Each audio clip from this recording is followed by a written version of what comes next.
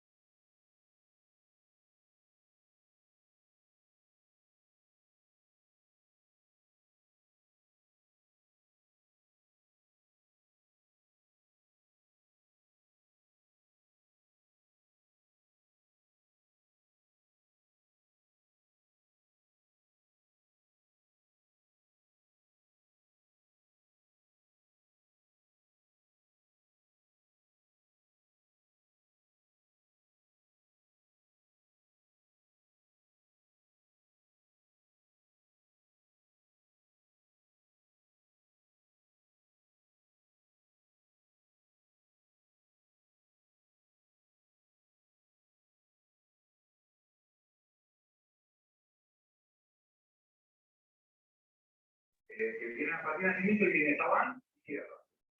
Izquierda. Y tiene 40 años de decir, hermano.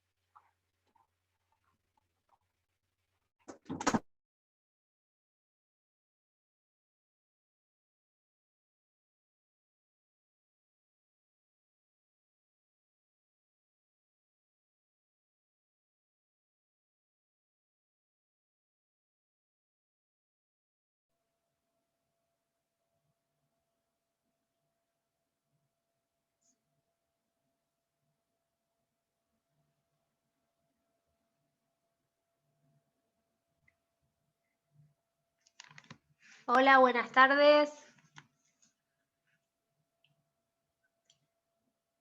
Bueno, estoy en Humanos, Comisión 3, ¿verdad? Bien. Bueno, les cuento, mi nombre es Agustina Palacios, yo voy a estar con ustedes los días miércoles.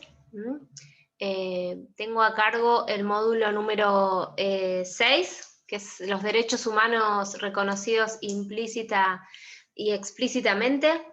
Vamos a ver más que nada temas relativos a derechos personalísimos, al derecho a la vida, al ejercicio de la capacidad jurídica, al derecho al nombre, el derecho a la identidad, a la integridad, eutanasia, eugenesia. Bueno, son temas a mí me parecen muy interesantes, ¿sí? Vamos a trabajar, bueno, virtualmente, ya con la experiencia del cuatrimestre pasado. Hoy lo tomo como siempre, como una clase introductoria, donde me gustaría escucharles, ¿sí?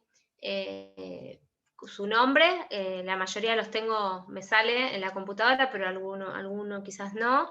Y que me contesten, yo les voy a hacer una pregunta y después ustedes me pueden hacer las preguntas que quieran, ¿sí? En vez de presentarme yo, como así al inicio vamos a hacer al revés, yo les voy a preguntar qué les parece,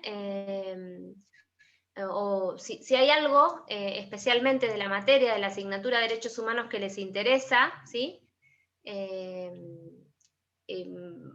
Eso por ahora. Si hay algo en especial de la materia de derechos humanos que les interesa.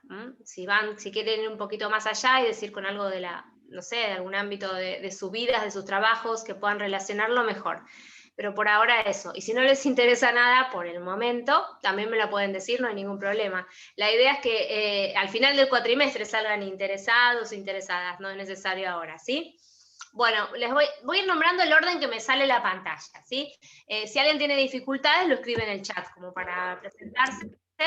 Me sale primero Carla Bachilleri. Hola, Carla, te tendrías que desmutear, no sé si podés.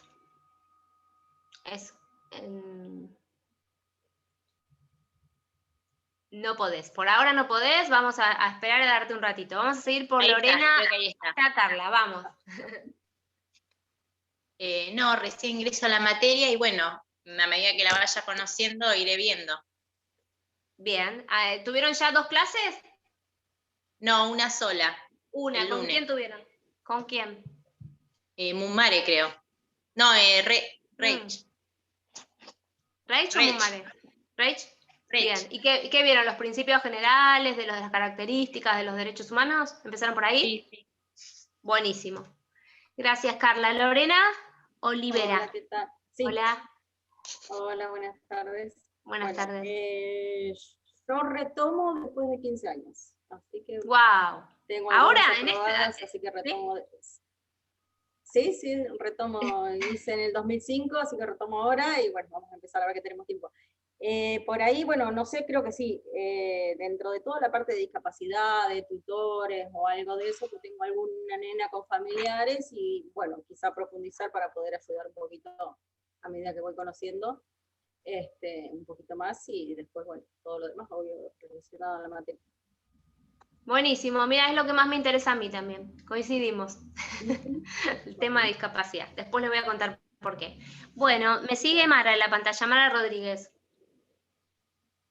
Hola, ¿cómo estás?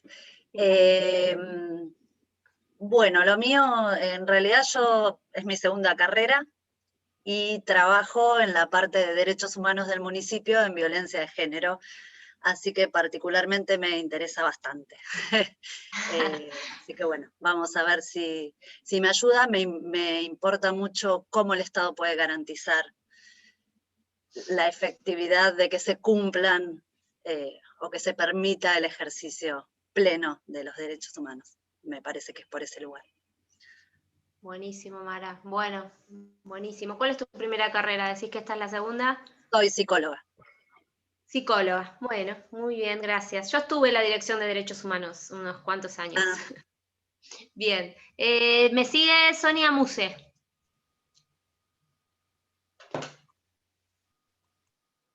Hola, ¿qué tal? Buenas tardes. Hola, ¿qué tal? Buenas tardes.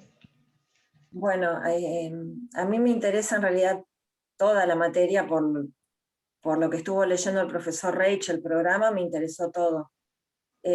Quizás si tuviera que elegir un tema que me hace un poco de ruido, sería las diferencias de idiosincrasias de cada país o de cada cultura o de cada religión, cómo encuadra eso con los derechos humanos universales.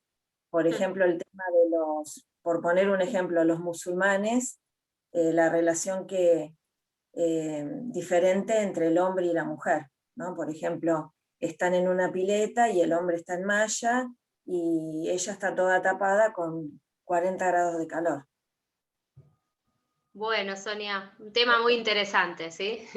Por de pronto siempre tenemos que tener presente que los derechos humanos son una creación occidental, que es un lenguaje que pretende ser universal, pero no lo es tanto, es universal si respetamos la especificidad. Pero bueno, justo el ejemplo que diste no sería para respetar, porque ahí se están vulnerando derechos de las mujeres, pero muy interesante el tema, así que seguramente lo vamos a debatir durante esta cursada. Gracias. Bueno, me Gracias. sigue Damián en la pantalla, Damián Cardoso. Hola, buenas tardes. Buenas Y a mí lo tardes. que me interesa un poco es la jerarquización de los derechos, ¿no? Que algunos hablan del derecho a la Ajá. vida, otros del derecho a la dignidad. Creo que esa parte me interesa un poco más. Bueno, mira que, bueno, muy bien. Acá algo de eso vamos a trabajar. Buenísimo, Damián. Gracias. Valentina Hernández. Hola, profe. Hola. A mí lo que más me interesa creo que es lo que está relacionado con el derecho de los niños y el derecho a la familia y todo eso.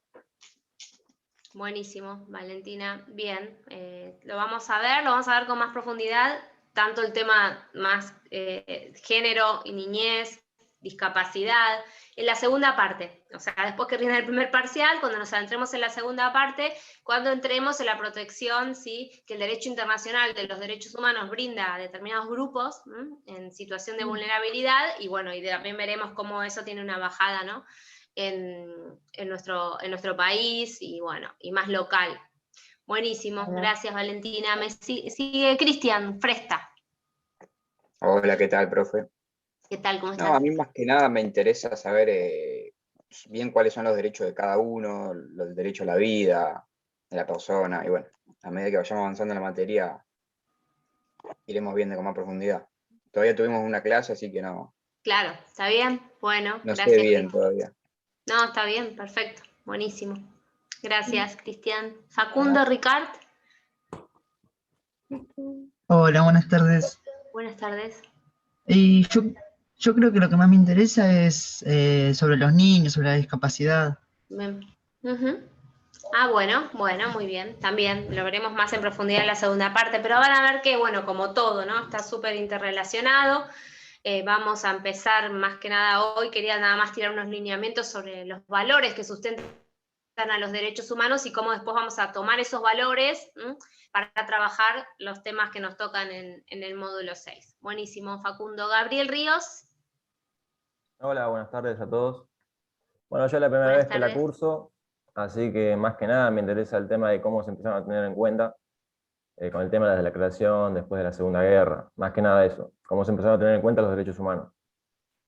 Ah, bueno, muy bien. Contexto más histórico. Buenísimo. Claro, Yo sería. creo que eso lo van a ver con Rage, creo. Buenísimo, gracias. Como que se me movió la pantalla. Bueno, si me salteo a alguien me dicen. Ahora estaría Diana Zambrana. Hola a todos. Bueno, me interesarían cosas que ya algunos de los compañeros fueron diciendo, como conocer cuáles son nuestros derechos y, bueno, un poco la jerarquización o cuál es la importancia relativa de cada uno en cada caso concreto, cómo se evalúan esas prevalencias que puedan existir entre unos y otros, y eso, básicamente. Buenísimo, buenísimo, Diana. Bueno, lo van a ver pronto eso. Seguramente ya habrán empezado con Rage y seguirán con él. En eso. Bueno, gracias, Diana. Ahora me sale Galaxy A10 de Viviana. Hola, buenas tardes a todos. Buenas Bueno, tardes. yo es la segunda vez que la curso, bueno, la cursé, pero la dejé, y yo me inclino más para lo que es la parte penal, pero la verdad que me está interesando la parte de derechos humanos, más que nada la parte de las garantías constitucionales que el Estado brinda o da con los derechos humanos, los derechos personalísimos. como podemos ver ahora, un ejemplo claro con lo que está pasando en Formosa, que las mujeres tienen que ir a tener sus hijos para que no se lo quiten al campo, o una madre de 15 años no sabe ni siquiera lo que le pone el Estado, supuestamente el Estado, ¿no? Que es un anticonceptivo. Entonces digo, ¿dónde están los derechos de esas personas a saber lo que están haciendo con ellos? ¿Quién se lo garantiza? Sus derechos, más que nada personales, ¿no? Que están siendo vulnerados constantemente, igual que otras de las muchas otras cosas, discapacidad y otras tantas. O sea, como que me está interesando más esta rama, muy, muy, muy buena. La verdad que sí. Bueno, Viviana, muchas gracias. Estuviste trayendo el tema de los derechos personalísimos, bueno, justo es el módulo que vamos a abordar, así que bueno, ya avanzaremos en esos temas. Gracias, Viviana. Constanza Alderete, no sé si te podés, porque bueno, no las veo ni a Constanza ni a Estefanía, veo unas fotos muy lindas, pero no las veo a ellas. Constanza dice por el chat que no puede hablar. Bueno, perfecto. ¿Te interesa algún tema en particular, Constanza, que nos quieras decir a través del chat? Estefanía, lo mismo, si no vas a poder... Sí, yo tengo audio, pero no tengo video porque se me corta el internet. Está bien, perfecto, perfecto. Constanza la está recursando. ¿Y algún tema que te haya gustado?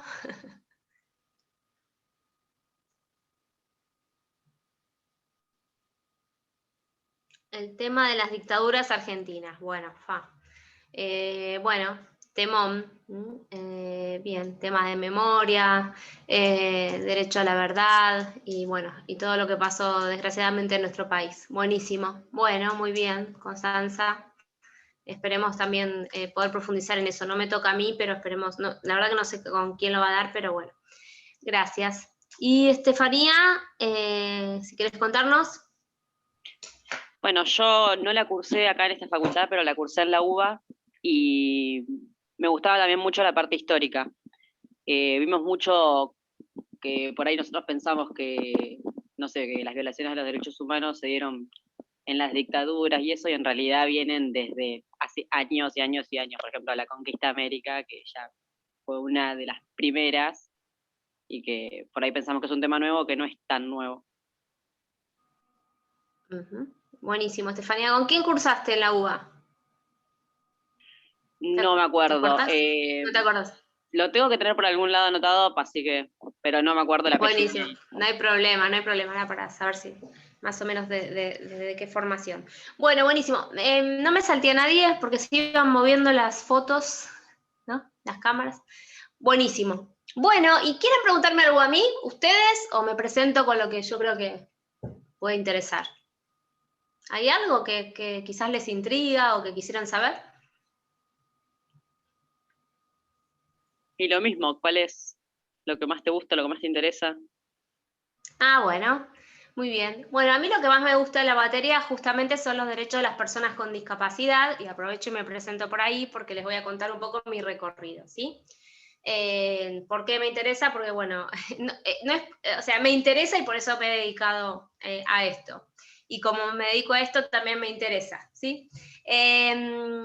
Yo me recibí de abogada en la Universidad Nacional de Mar del Plata y trabajé unos años acá, pero me fui en el año 2001 a España a hacer un doctorado, a una universidad que se llama Universidad Carlos III de Madrid. El doctorado fue en Derechos Humanos, Derechos Fundamentales, allí le llaman, ¿sí? Me fui por un año, pero me quedé 8. Estuve trabajando allá en la Universidad Carlos III, en un instituto de derechos humanos, y bueno, ahí empecé a trabajar el tema de la discapacidad. En realidad yo me empecé a interesar en el tema de la discapacidad gracias a la facultad, porque cuando daba clases acá, antes de irme a hacer el doctorado, tuve un alumno con discapacidad, y en ese momento me preguntó por qué al hablar de situación, era el año 2000, y me preguntó por qué hablábamos de situaciones específicas, ¿no? De personas en situación de vulnerabilidad, y hablábamos de género, hablábamos de niñez, hablábamos de pueblos originarios, y por qué no hablábamos de discapacidad, porque en ese momento no se hablaba de discapacidad en la materia de derechos humanos. Y bueno, medio me quedé como pensando, porque yo no lo veía como algo de derechos humanos. Hoy es muy común hilar y unir la discapacidad con los derechos humanos, pero en ese momento era como un enfoque más médico, más desde otra perspectiva, más sanitario, más relacionado con cuestiones de la seguridad social, así lo veíamos en la carrera. Y él me pidió dar una clase a sus compañeros y compañeras, y me senté a escucharlo, y fue como que a partir de ahí cambió mi mirada sobre la discapacidad y sobre la vida. La verdad que me pegó muy fuerte, ¿no? En ese momento, y hoy todavía siguen reclamos que se hacían en ese momento, de la implicancia de vivir con una condición, ¿no?, de discapacidad, y tener que enfrentar barreras todo el tiempo. Barreras que son las arquitectónicas que vemos, pero barreras que tienen que ver con lo comunicacional, barreras que tienen que ver con lo actitudinal, con los prejuicios, con los estereotipos, bueno, un montón, ¿no? Él me presentó a un amigo de él, que se llamaba Diego Camerucci, y bueno, empezamos, yo me estaba por ir a hacer mi doctorado, pero ejercía la profesión, y Diego quería hacer en ese momento un amparo contra el municipio, contra la municipalidad, porque en ese momento, y hoy igual sigue la situación igual, no había transporte accesible. Diego se manejaba en una silla de ruedas. Y bueno, poquito antes de irme los ayudé y presentamos esa acción de amparo, que fue la primera que se hizo contra la municipalidad, espero que no la última, está en este momento, después de tantos años, trabajando en la idea, ¿no?, de volver a presentar una acción contra la municipalidad, porque el transporte sigue siendo sin ser accesible. Si pensamos en una persona en silla de ruedas, si pensamos incluso en una persona mayor con un bastón, bueno, las dificultades, ¿no? Más allá de 1000 otras falencias que tiene el transporte, que son las más visibles, pero bueno, piensen ustedes lo que implica no poder usar el transporte público. O sea, ¿qué implica? No poder venir a la facultad, no podés ir a trabajar, no podés ir a un centro de salud. O sea, es nada, te corta realmente el ejercicio de todos los derechos. Bueno, me fui a España a hacer el doctorado, y ahí tenía que elegir un tema de tesis, y elegí el tema de la discapacidad, y empecé a trabajar casualmente en el Instituto, se llamaba de Derechos Humanos Bartolomé de las Casas, hoy se llama Instituto Peces Barba. Empecé a trabajar ahí y creamos un área sobre discapacidad, y esto se los cuento porque ya va a venir al caso de una clase que vamos a tener más adelante, sobre la Convención sobre los Derechos de las Personas con Discapacidad. Cuando yo estaba trabajando en España, trabajamos desde la universidad haciendo informes al gobierno de España, y en ese momento se estaba elaborando en Naciones Unidas la Convención Internacional sobre los Derechos de las Personas con Discapacidad, que la van a tener que estudiar. Y bueno, por esas cuestiones del destino fui como parte de la delegación española y pude participar en Naciones Unidas de todo lo que fue ese proceso de elaboración de una convención.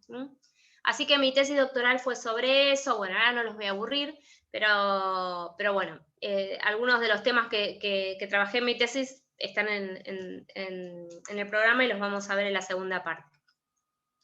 Y después volví en el 2008, y asumí la dirección de lo que hoy es la Dirección de Derechos Humanos de la Municipalidad, justamente, y estuve unos años ahí. No se llamaba ni siquiera así, era una dirección sobre igualdad y no discriminación, después la transformamos, y en el 2013 renuncié porque ingresé a CONICET. ¿Saben qué es el CONICET? ¿No? ¿Nadie sabe qué es el CONICET? Es el organismo que en Argentina nuclea lo que es la investigación, ¿sí? La investigación científica, técnica. Vieron que se hablan de investigadores generalmente, y esto se los cuento porque me parece interesante que ustedes tengan otra mirada, es decir, que la carrera de Derecho no solo te da acceso a ser abogado, abogada, abogade, o a ir a la justicia, sino que también podés elegir otras opciones. Porque yo cuando empecé a ejercer me di cuenta que no me gustaba el ejercicio de la profesión.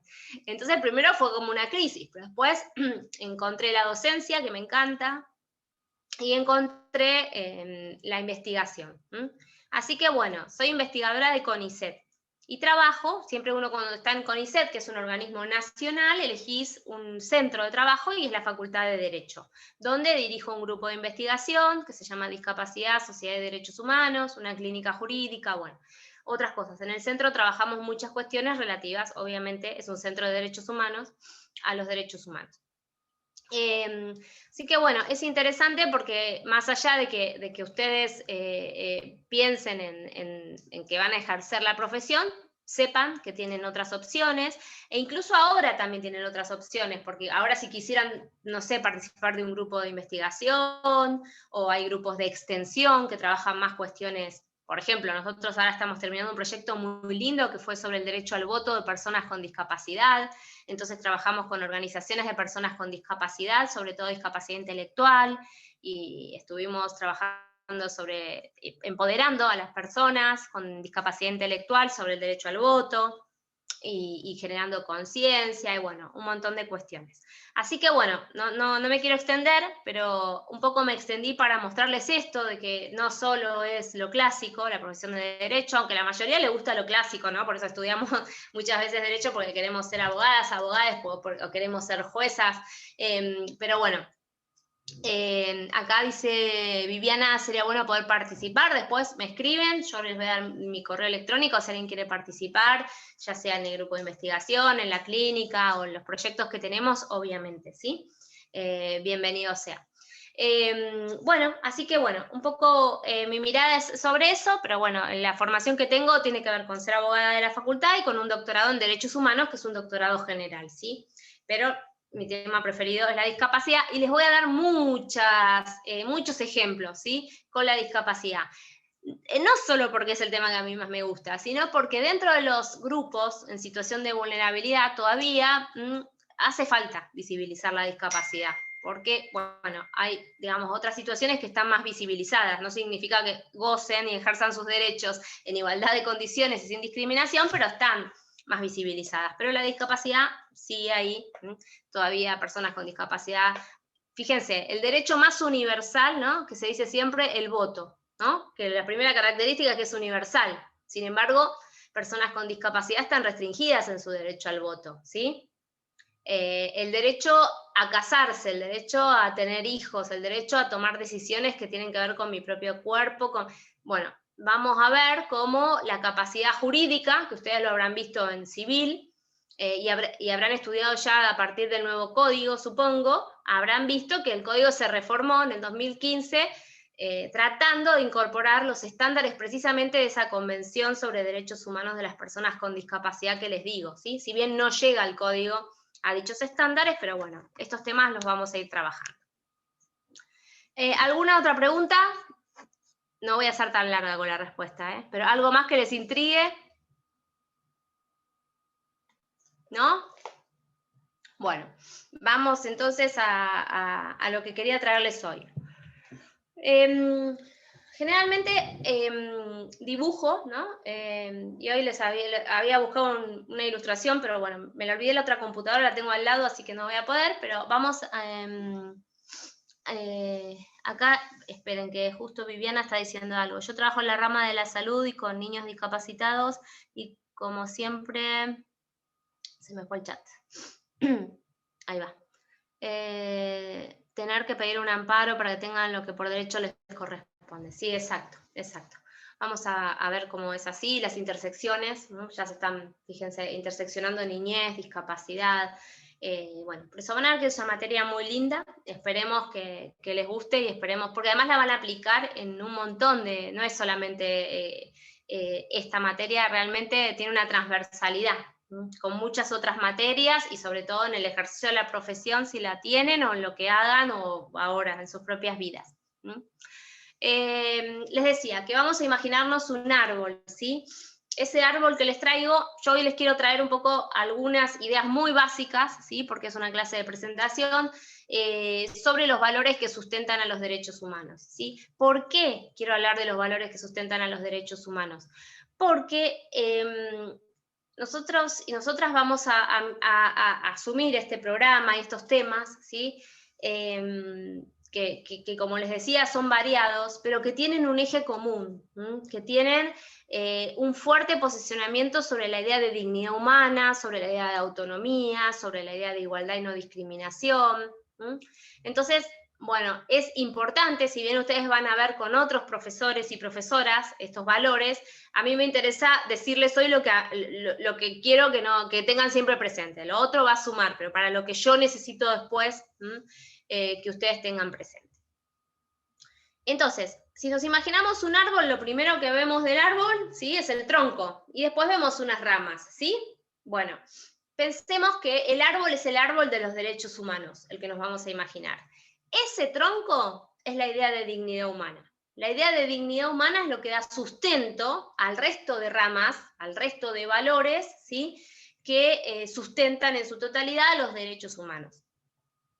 Después de esas ramas grandes, la idea de dignidad es el tronco, va a salir una rama grande que es la idea de igualdad, otra rama grande que es la idea de seguridad, otra rama grande que es la de solidaridad, y otra rama grande que es la de libertad. Desde esas ramas grandes va a haber ramificaciones que son derechos que se sustentan, ¿no?, en esos principios.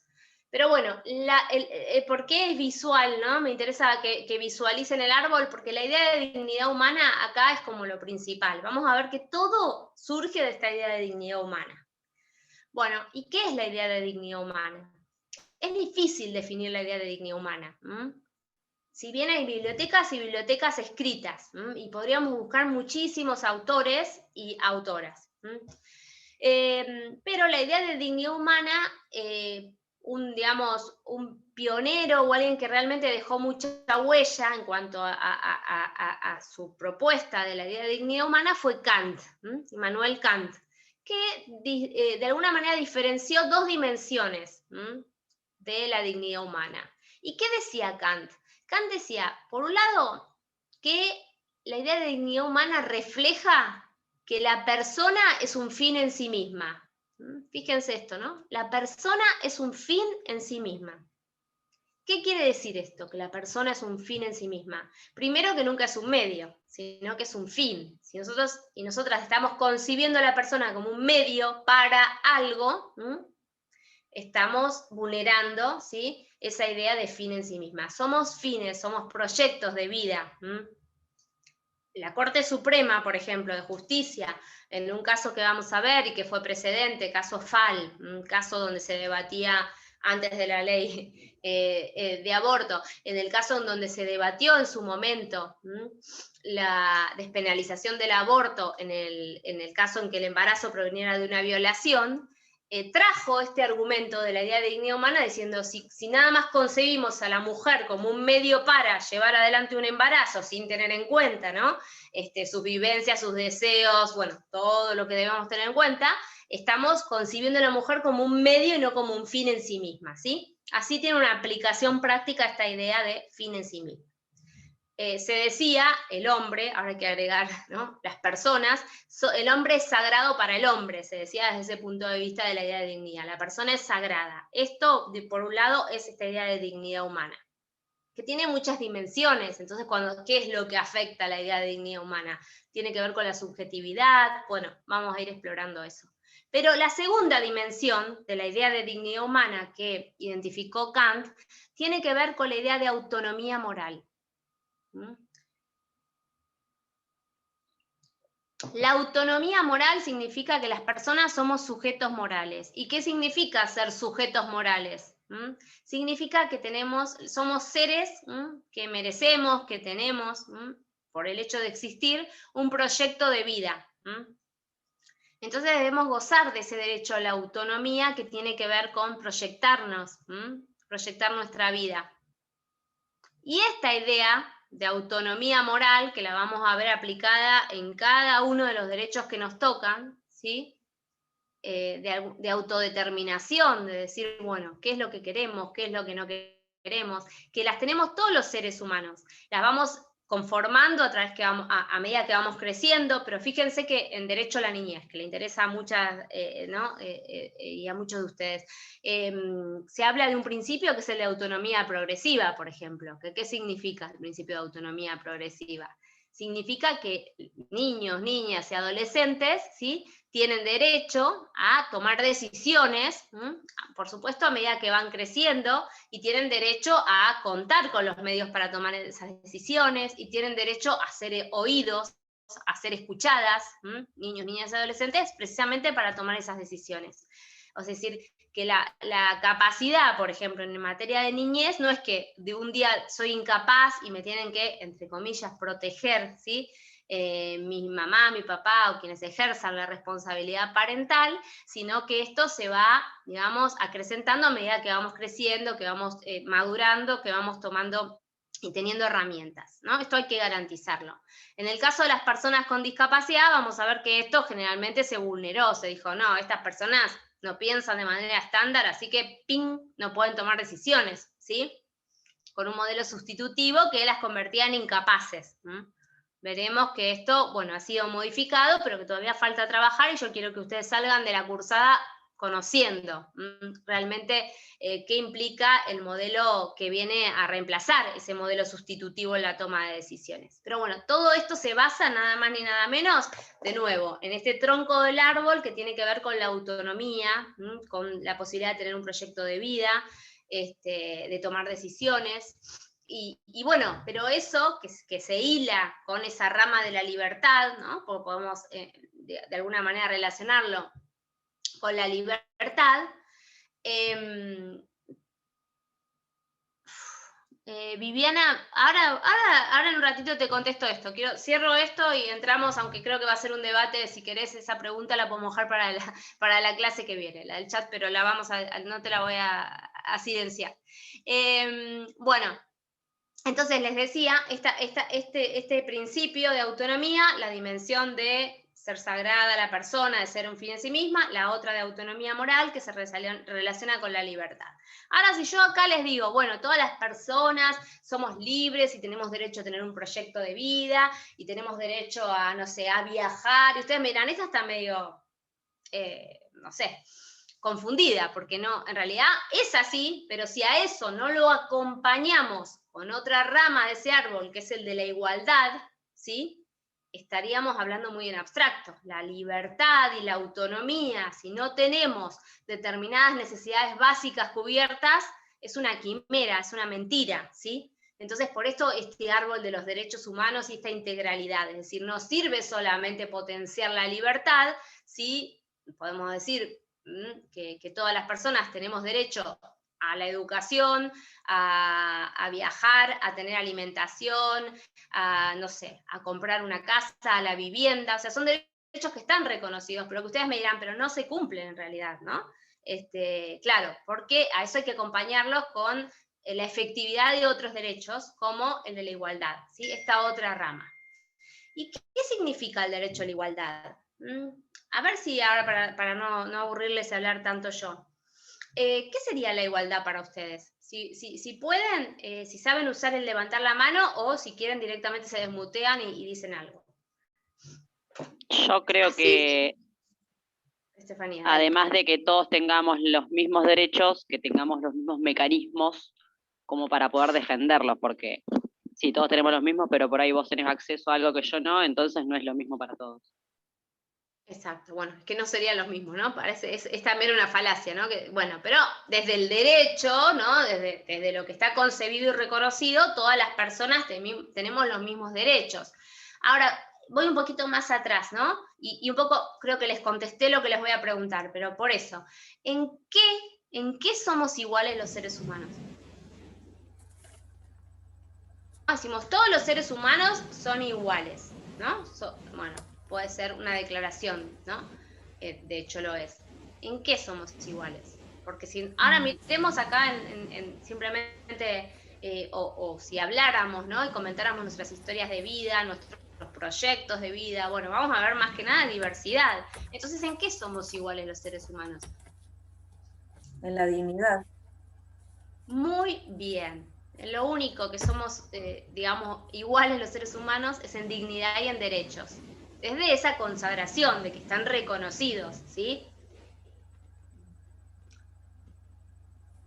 Pero, si vemos la historia, ¿no? Esos primeros reconocimientos, ¿no? De derechos, bueno, en realidad quedaron un poco en abstracto, porque si ahora dijéramos, bueno, todas las personas somos iguales, las personas con discapacidad, las mujeres, las personas trans, bueno, todas las personas somos iguales, ya está, tenemos los mismos derechos. ¿Alcanza con eso?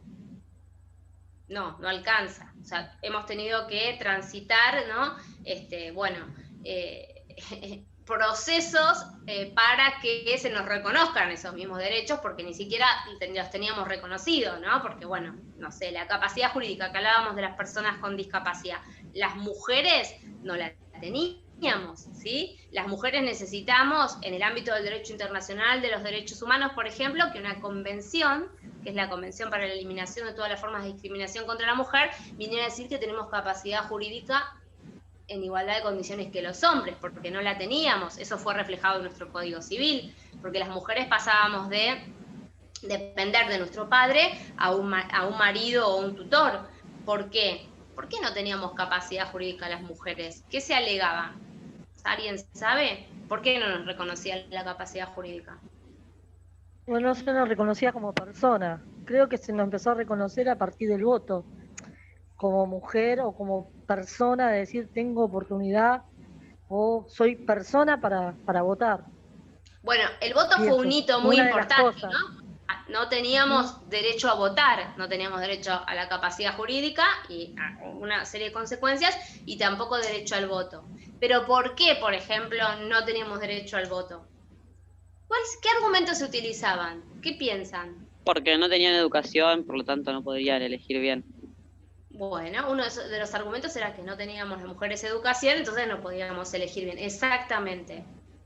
Otro argumento, por ejemplo, era que éramos muy irracionales. Entonces que no teníamos, digamos, esa racionalidad abstracta, ¿no? Que nació en la Ilustración, para que le guste la historia.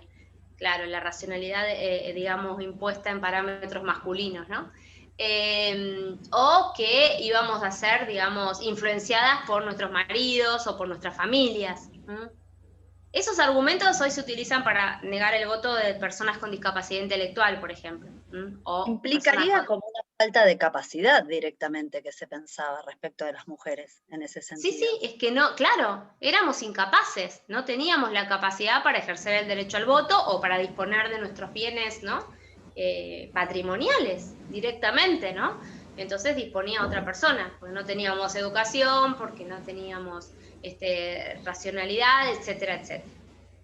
Bueno, entonces, volviendo a la igualdad, cuando hablamos de igualdad, vamos a ver que históricamente se ha avanzado, ¿sí? Porque el derecho a la igualdad no es solo el derecho a la igualdad formal, a que se nos reconozcan los mismos derechos. Eso ha pasado, pero no alcanza, sino que la igualdad requiere de lo que se llama una igualdad sustantiva. ¿Qué significa la igualdad sustantiva? Saber que hay diferencias de hecho, más allá de que haya un reconocimiento aparentemente formal de que todas las personas tenemos los mismos derechos, pero cuando salimos a la calle todas las personas no tuvimos los mismos derechos, ¿sí? Entonces, bueno, esa igualdad material lo que busca es compensar, ¿sí?, las desigualdades de hecho. Ese concepto de igualdad material justifica, por ejemplo, lo que se llaman medidas de acción positiva, que están consagradas en nuestra Constitución Nacional, ¿no? Las medidas de acción positiva, ¿alguien sabe qué son? Preguntas de examen que después de que ven igualdad, a veces no lo saben explicar. Medidas de acción positiva. ¿Nadie? Bueno, las medidas de acción positiva, ¿sí? o muchas veces se las conoce como medidas de discriminación inversa, capaz que ahora alguien, ¿no? Son medidas que se adoptan para compensar esas desigualdades de hecho. Por ejemplo, un cupo, ¿sí?, electoral para las mujeres, o un cupo para que la administración pública, cuando contrata personas, cubra un porcentaje de personas con discapacidad, ¿sí? O un cupo para que pase eso mismo con personas LGTB, no sé. Esas son medidas políticas del Estado, ¿sí?, que lo que tienden es a decir, bueno, sí, muy iguales, pero estas personas necesitan, ¿sí?, que la balanza vaya para otro lado. Generalmente se las justifica y se las trabaja sabiendo que son temporarias, ¿sí? Que es hasta compensar esa desigualdad de hecho. ¿Me siguen? ¿Se entiende el concepto de medidas de acción positiva? Bueno, por eso nuestra Constitución establece que es obligación del Congreso legislar medidas de acción positiva destinadas a las mujeres, a los niños, niñas y adolescentes, a las personas con discapacidad y a las personas mayores, ¿sí? Como, bueno, grupos que están especialmente protegidos. Pero ahora les voy a y aludiendo a esto de que alguno o alguna, ya no creo que a alguno le interesa lo histórico, cuando hablamos de igualdad, ¿sí? Es lo último que les voy a decir de igualdad, pero me parece importante. Les voy a traer un autor que se llama Norberto Bobbio. Norberto Bobbio era un filósofo italiano muy importante. Si tienen la posibilidad alguna vez de leer un texto de él, es realmente muy, muy interesante. Que él, cuando habla de la historia, ¿sí? Los procesos de los derechos humanos, y relacionado con la igualdad está esto que les voy a traer, distingue cuatro procesos históricos de los derechos humanos, ¿sí? Siempre cuando explico estos procesos de Bobbio les advierto que los nombres, cómo se llama cada proceso, son difíciles, pero la explicación no lo es, ¿sí? Bueno, el primer proceso que identifica Bobbio es el de positivación. El nombre es difícil, por eso anótenlo, positivación, ¿sí? ¿Qué implicó históricamente el proceso de positivación? Implicó que los derechos dejaron de ser lo que decía el rey o lo que decía Dios para pasar a ser lo que estaban escritos en un texto positivo, ¿sí? Para pasar a ser lo que estaba consagrado en una carta magna, en una ley, en una constitución, ¿sí? Ese fue el primer paso importante en este proceso de los derechos humanos, que los derechos humanos se positivizaron, ¿sí? El segundo proceso se dio, también muy importante, fue el proceso que se llama de universalización. Universalización de los derechos humanos. Y que vinieron a decir, bueno, los derechos humanos son universales, esto que decía hoy Sonia, ¿no? Que le interesaba. Los derechos humanos son universales, pertenecen a todas las personas y además significan para todas las personas lo mismo. O sea, esa característica de los derechos humanos como su universalidad es en cuanto a las personas destinatarias, es decir, todas las personas, y en cuanto al significado de los derechos. Esos derechos son los mismos para todas las personas, ¿sí? Bueno, este derecho ahora lo vamos a dejar como con un asterisco, porque fue medio una falacia, fue medio mentirita, pero bueno, en un momento histórico se dijo, bueno, en realidad sí fue un avance decir que los derechos eran de todas las personas y no del hombre blanco propietario, ¿sí? Y ciudadano. O sea, eso fue un avance. Para decir, bueno, son todas las personas. El tercer proceso que describe Bobbio se llama internacionalización. Por eso los nombres son difíciles. Internacionalización de los derechos humanos. La internacionalización de los derechos humanos precisamente tiene que ver con esto, con cuando los derechos humanos cobraron dimensión internacional. ¿Cuándo fue esto? Cuando se crearon las Naciones Unidas, cuando se crearon organismos, ¿sí? Que le venían a decir a los estados, a los países, que tenían que dar cuenta frente a ese organismo. Es decir, una violación de derechos humanos no tenía que ver con la soberanía que tenía el propio Estado, ¿sí? No quedaba ahí adentro, sino que incluso podía, de hecho llega a instancias que se llaman supranacionales. ¿Por qué supranacionales? Porque están por sobre la soberanía de los Estados. Entonces, ahí se crean las Naciones Unidas, las Naciones Unidas son a nivel universal, a nivel de todo el planeta. Después hay sistemas regionales, eso lo van a ver también en la segunda parte, ¿no? El sistema regional europeo de derechos humanos, el sistema interamericano de derechos humanos, en nuestro caso, con la Comisión y la Corte Interamericana, el sistema africano de derechos humanos, ¿sí? Bueno, pero bueno, básicamente esto ha traído como, bueno, tanto desde el enfoque político de los estados como desde el enfoque de las personas y sus derechos, una herramienta muy importante, ¿no? Esta internacionalización de los derechos humanos, esta dimensión internacional de los derechos humanos. Que fíjense que por eso, por ejemplo, muchos de los tratados de derechos humanos que se elaboran en estos organismos de derechos humanos, después forman parte, incluso en nuestro país, del bloque de constitucionalidad, ¿sí? Las convenciones específicas sobre derechos humanos tienen la misma jerarquía constitucional. O sea, es una importancia realmente para tener en cuenta. El último proceso de Bobbio, ¿sí? ¿Se acuerdan que hasta ahora dije positivación, universalización, internacionalización? El último que describe Bobbio es el de especificación, proceso de especificación de los derechos humanos.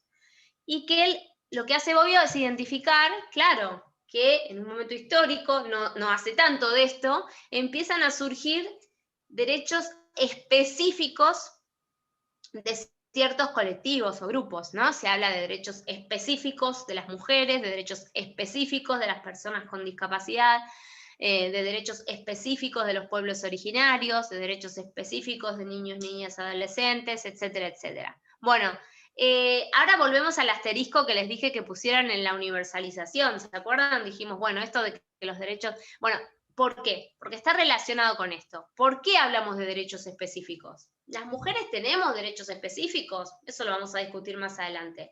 Pero a grandes rasgos, si nos ponemos a analizar, no es que tengamos derechos específicos, es que no fuimos incluidas realmente en ese proceso de universalización de los derechos.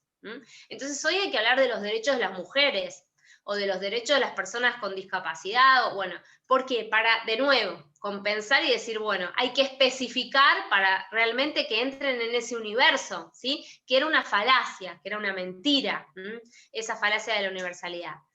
Eso no significa que no haya a veces determinados grises, ¿sí? Como el muy interesante el que planteó Sonia, decir, bueno, determinadas culturas o determinadas religiones que quizás no tienen o no serían compatibles con los principios que sustentan a los derechos humanos, ¿sí?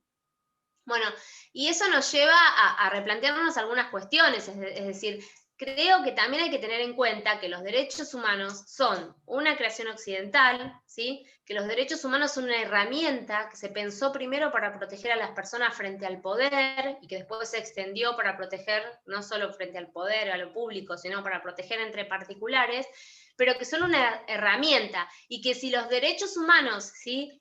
Desde mi punto de vista, porque esto está muy discutido, ¿no? Pero, por ejemplo, si determinadas religiones, ¿sí? Minoritarias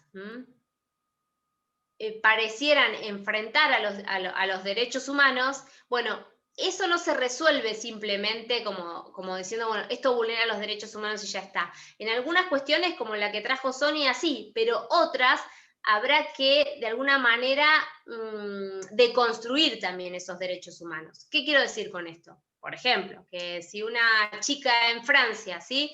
De una religión musulmana, quiere usar el velo para ir a un colegio francés y no la dejan, ese caso, por ejemplo, que se debatió muchísimo y que podría tener muchas, digamos, y cuando empezamos a preguntar a esa chica que fue educada en una determinada cultura, ¿no? Etcétera, etcétera, empezamos a entender un poco más, ¿no? Del significado para ella como otra que quiere ir con la cruz, ¿sí? Entonces, bueno, ahí empezamos a ver que no es tan fácil esto de decir la universalidad sin imponer una cultura predominante, que es la cultura occidental, ¿sí? Les estoy yendo quizás un poquito a cuestiones que vamos a ver más adelante, pero lo que les quiero decir es que esto de la universalidad, tómenlo con comillas, esto de que los derechos humanos son universales. Sí tengan en cuenta que los derechos humanos son de todas las personas y que deben significar lo mismo en cuanto a garantías, ¿sí? En cuanto a significante de derechos. Pero por ahora lo vamos a dejar ahí y lo vamos a retomar, ¿sí? Volviendo a lo de Bobbio y a esta especificación que viene a decir, bueno, ojo, porque no eran todas las personas, entonces ahora tenemos que hablar de derechos específicos, ¿sí? es donde esta parte la debemos relacionar con el derecho a la igualdad, lo que estábamos hablando, ¿sí? Tenemos que tener esta mirada cuando hablamos de derecho a la igualdad, ¿sí? No tenemos que hablar de una igualdad formal, de decir, bueno, todas las personas, sino, bueno, pero hay personas que necesitan medidas de acción positiva, que necesitan que el Estado esté más presente, porque no es sino una verdadera igualdad. El último, de hecho, la última definición que se dio en el derecho internacional de los derechos humanos, se las comento, no es que tengan que saberla, pero bueno, hoy se habla ni siquiera de una igualdad formal o una igualdad material o sustantiva, como les dije, sino que se habla de una igualdad inclusiva que debe tener 4 dimensiones. La primera dimensión tiene que ver con el reconocimiento, ¿sí? El reconocimiento de las personas, de su diversidad, de su cultura, ¿no? ¿Sí? De su identidad, de su género, de su condición, eso como muy importante. La segunda dimensión tiene que ver con la redistribución, es decir, evidentemente si no hay redistribución de bienes, de recursos, no podemos estar hablando de una verdadera igualdad. La tercera dimensión tiene que ver con los ajustes. ¿Qué son los ajustes? Es decir, bueno, hay personas, ¿sí?, que no entran dentro de la categoría general o de lo normativo. Hay personas que se comunican, no sé, en lengua de señas, ¿sí? Entonces, bueno, si hoy tuviéramos una persona en lengua de señas, evidentemente acá tendría que haber una intérprete de lengua de señas, si no estaríamos discriminando, porque como que yo hoy me pusiera al revés, a darle la clase en lengua de señas. Evidentemente ustedes no entenderían nada, ¿no? Bueno, entonces el ajuste para tener en cuenta esa diversidad, esas diferencias. ¿Sí? Estas, entonces, son dimensiones que de alguna manera integran este nuevo concepto de igualdad, que es una igualdad que apunta a la inclusión, que apunta a garantizar la igualdad de oportunidades y demás. Este árbol, que lo podríamos seguir desarrollando y desarrollando valores y desarrollando derechos, pero no se asusten, no lo voy a hacer, es lo que yo quiero que tengan presente cuando hablemos de cualquiera de los derechos que vamos a hablar. Y sobre todo lo que vamos a ir desarrollando, y que me interesa que le demos un poco más de profundidad, es el derecho a la dignidad humana, ¿sí? La idea de dignidad humana que está muy relacionada, y el programa lo pide, con el de autonomía personal. El derecho a la autonomía. El programa habla de la autonomía de la voluntad del paciente, pero nosotros y nosotras, que lo vamos a ver, el derecho del paciente, pero vamos a ver que la autonomía está presente desde el primer derecho que está consagrado en el programa y en concreto en el módulo 6. Por eso, yo les colgué en la plataforma, no me sale el campus, en el campus, ¿sí? ¿Han podido entrar al campus? ¿No? Sí. ¿No? ¿Alguien que haya podido entrar? A ver, levante la mano quién pudo entrar al campus. ¿Pero lo han intentado? Hay algunos pudieron. Bien. Estefanía, levantaste la mano. Sí, que pude ingresar, pero hay algunos que todavía no les cargaron las materias, por eso no pueden entrar. Ah, bueno, ¿y tienen algún...? Buenísimo. ¿Y tienen algún, si no, WhatsApp o algún correo o algo entre ustedes? ¿Sí? Bueno, entonces les pido a quienes han podido entrar que lo compartan ahí, es que es un documento que dejé hoy, ¿sí? Ustedes si entran al campus, a ver si yo puedo entrar mientras les hablo, van a ver que hay bueno, acá ahora lo cerré y no voy a poder volver a entrar. Dice materiales módulo 6, ¿sí? Que son los materiales míos. Y ahí hay un archivo que específicamente, hay muchos archivos, pero el que me interesa, a ver cómo lo titulé. Lo titulé directamente Ley de Acceso a la Interrupción Voluntaria del Embarazo, ¿sí? Ley de Acceso. Bueno, ahí si ustedes abren ese archivo, está la ley, ¿sí? Y hay una consigna para la próxima clase.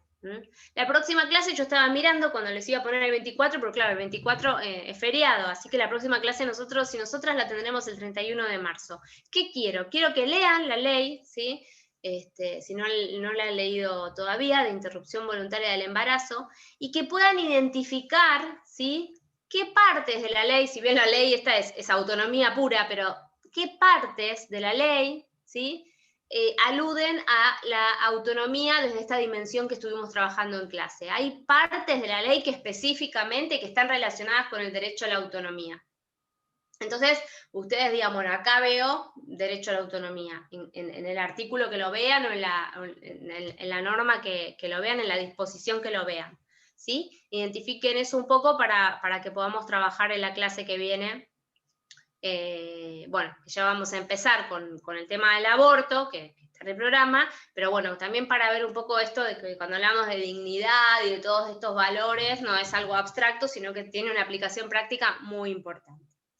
Viviana preguntó, perdón, creo que yo mencioné el aborto, y a quién le da la autonomía, y quién le da la autonomía moral a la persona por nacer y se la garantiza, ¿sí? Por eso yo te decía que me parece que es un debate, no es un debate en realidad, o sea, sí es un debate en cuanto a valores, no vamos a entrar en clase en un debate sobre el aborto porque no me parece ideológico ni religioso, sino podemos hablar de valores constitucionales, que de alguna manera bueno, han hecho que se reconozca, o quienes pueden estar en contra, pero desde valores legales, porque no me parece que sea lo otro pertinente, ¿sí?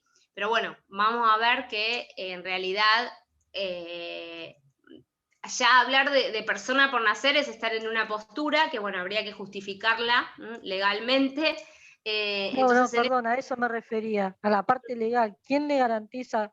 Supuestamente uno es persona desde el vientre de la madre o desde el momento de la gestación se nos considera persona. Por eso, ¿quién me garantiza a mí como persona no nacida todavía el derecho a la vida? Si bien yo sé que como mujer tengo derecho al aborto, la ley me lo está diciendo, pero a ese feto que va a venir, que ya es persona, ¿quién le garantiza? ¿Qué ley le garantiza el derecho de no morir? O sea, yo como mujer, ¿cómo puedo permitir o qué le estoy garantizando entonces a mi hijo o a esa persona por nacer la vida? A eso me refería, más que nada. Bueno, pero vamos a ver que precisamente desde lo legal no sería persona por nacer, el feto. Vamos a ver de que una cosa es que pueda tener derechos supeditados a nacer con vida, pero que no estamos hablando de una persona por nacer, sino que estamos hablando de un feto.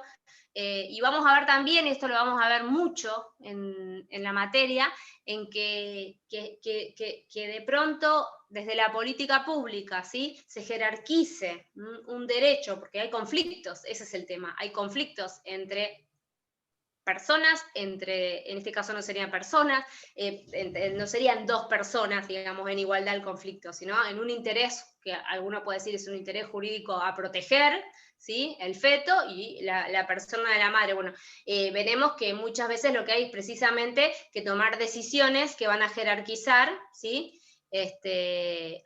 un bien jurídico sobre otro.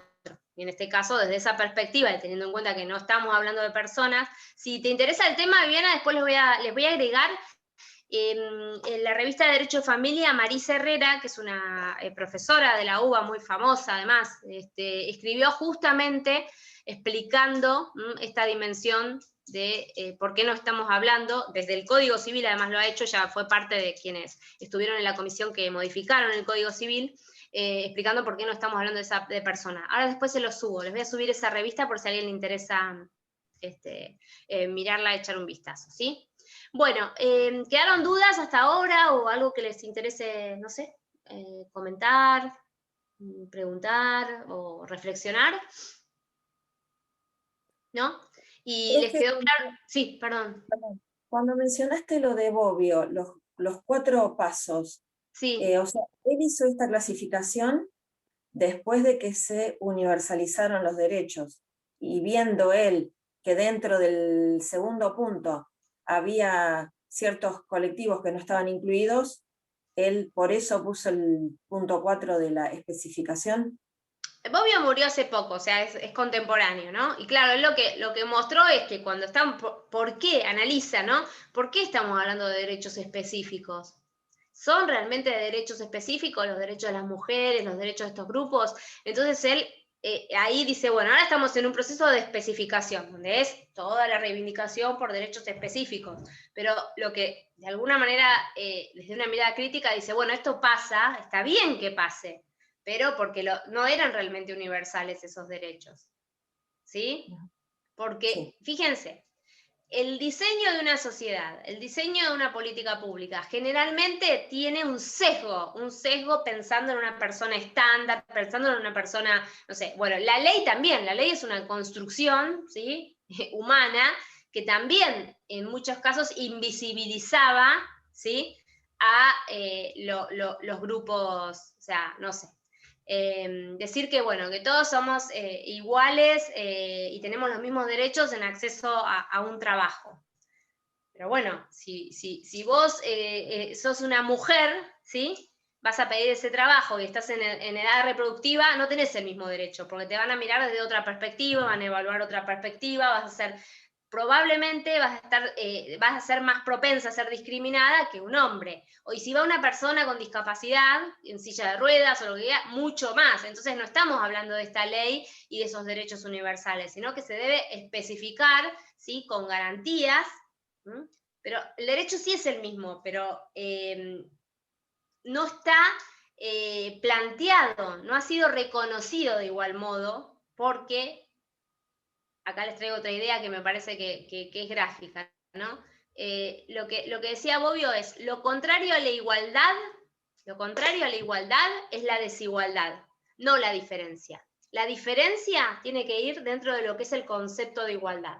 Entonces, lo contrario a la igualdad es la diferencia, no.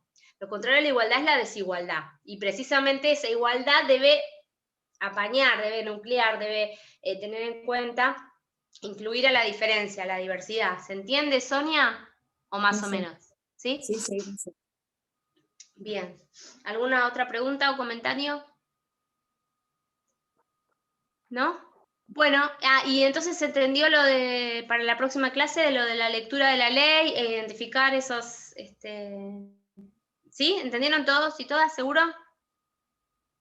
¿Eso Bueno, lo mandamos o lo hablamos después en clase? Lo vamos a hablar en la próxima clase. Ténganlo ustedes identificado y vamos a ir viendo qué identificó cada uno, cada una y debatiendo un poquito, ¿sí? Bueno, nada, entonces cortamos acá, ¿les parece? Bueno, nos vemos la próxima clase. Chao. Chao, Hasta gracias. luego. Gracias. Gracias. Hasta luego.